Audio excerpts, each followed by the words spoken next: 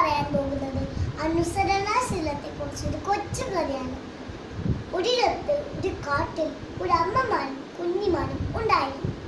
ഒരു ദിവസം അവർ ഭംഗിയുള്ള തടാകക്കരയിൽ വെള്ളം കുടിക്കാനായി പോയി.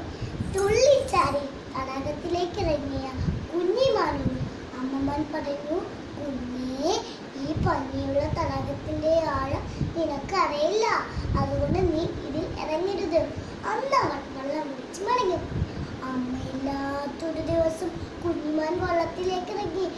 മുങ്ങിത്താടുകൊണ്ട് കുഞ്ഞിമാൻ ഉറക്കെ കരഞ്ഞു, രക്ഷിക്കണേ, രക്ഷിക്കണേ. കൂട്ടുകാരെ, ഇതിൽ നിന്ന് നാം എന്താണ് മനസ്സിലാക്കിയത്? മാതാപിതാക്കളും ഗുരുക്കന്മാരും മുതിർന്നവരും പറയുന്നത് നാം അനുസരിക്കണം, ഇല്ലെങ്കിൽ ആപത്തിൽ ചെന്ന് ചാടും. ഇതോടെ എൻ്റെ കൊച്ചു കഥ അവസാനിക്കും. നന്ദി, നമസ്കാരം.